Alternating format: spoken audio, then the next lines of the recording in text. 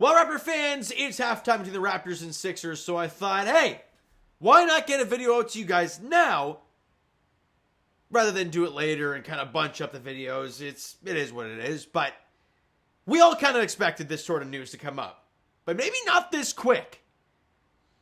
When the trade went down, where the Raptors acquired really talented scoring wing Brandon Ingram from the New Orleans Pelicans in exchange for Bruce Brown, Kelly Olynyk, a 2026 first-round pick, which is obviously Indiana's pick, and then a Raptors 2031 second-round pick. We all kind of said, okay, he's hurt. Are we trying to win now? He's a free agent at the end of the year. What are we doing here? But if you go back to the video, I believe I said that Masai and Bobby would not make a trade like that if it did not mean that they had a clear plan to sign him long term, or at least sign him past this season. Now, I didn't think it would take less than a week. We've all seen the clip going around where I think Brandon Ingram said one of his favorite places favorite cities to be in, or favorite cities to play in, or whatever, was Toronto in that media scrum back when he was in New Orleans. Whatever that means, I don't know.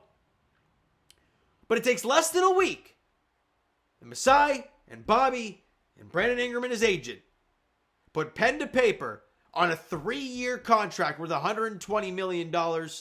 And there is a player option in 2027, 2028.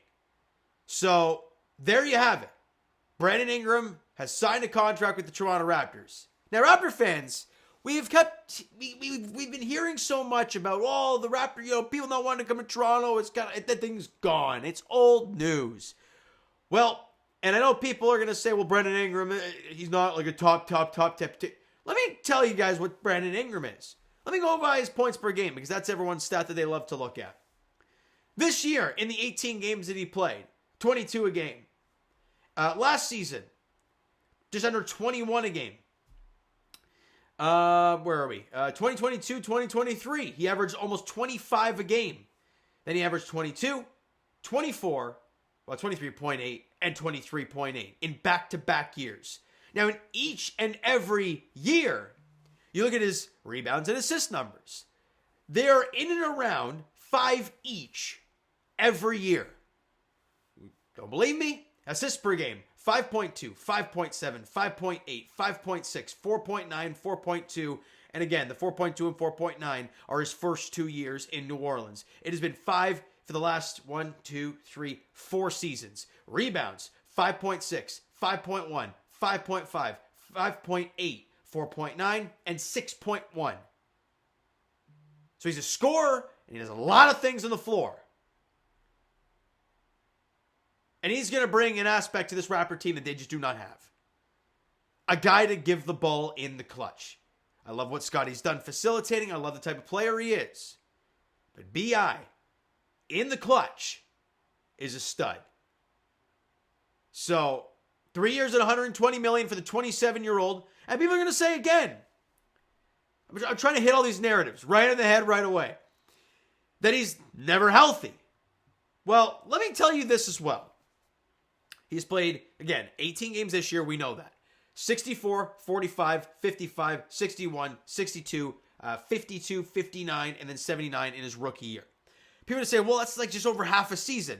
Think about this. Injuries do happen, yes. However, the New Orleans Pelicans have been so bad for so long. What have they had to play for down the stretch?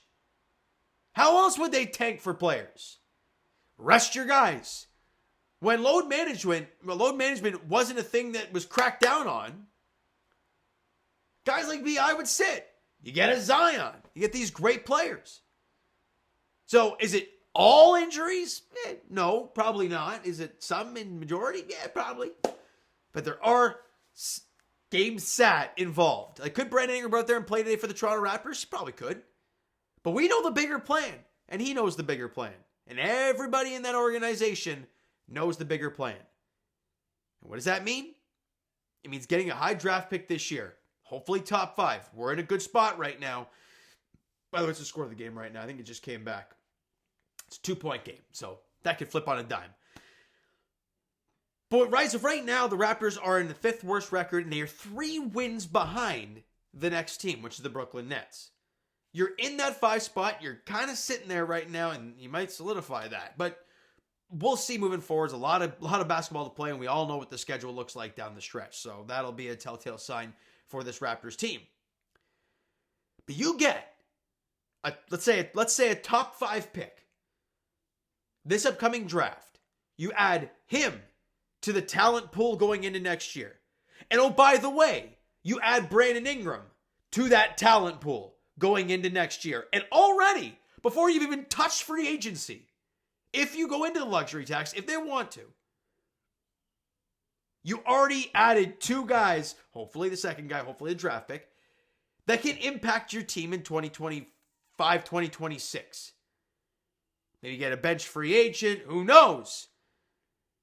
And it's going to be exciting. I think next year might get really interesting, but let's be honest. We're all focused on the tank right now, but re-signing Brandon Ingram, bringing him to the Toronto Raptors. Look, Raptor fans, he hasn't even played a game in Toronto yet. Hell, he hasn't even been to Toronto as a Raptor yet. He was in OKC, they were in Houston, and right now they're in Philly. So he'll come home and they play Cleveland, but it's crazy stuff that he re-signs less than a week after getting traded here, and he hasn't even played a damn game in the city. Isn't it a nice sight? Enjoy it. Raptor fans, embrace him. All right? So I'm going to leave you guys with that. I want to hear all your thoughts in the comments below. All right? So you know what? That is going to do it for this one. If you enjoyed the video and Brandon Ingram being a Raptor for the foreseeable future, hit that like button. I do appreciate it. Hit the subscribe button. You guys not done so already. Comment down below your thoughts on the video, your thoughts on BI being a Raptor. All that thoughts down below. Twitter, Discord, Instagram, TikTok, all that stuff is down below as well. So follow up there if you haven't done so already. And I'll talk to you guys Leafs edition February 22nd as they host the Carolina Hurricanes at Scotiabank Arena at 7 p.m. And Four Nations Face-Off edition tomorrow night. Game 1 of that. Can't wait. Canada, Sweden. I'll talk to you guys on here. And for the Raptors, talk to you guys later on tonight. Raptors, Sixers. I don't know. Looking for a tight game, a good performance. We're midway through the 3rd quarter, and it's a good performance so far. So we'll see how it ends up, and I'll be here to talk about it, all right? So you know what, guys? Thank you so much for listening and watching. Hope you enjoyed the video, and BI being a Raptor. Talk to you guys then.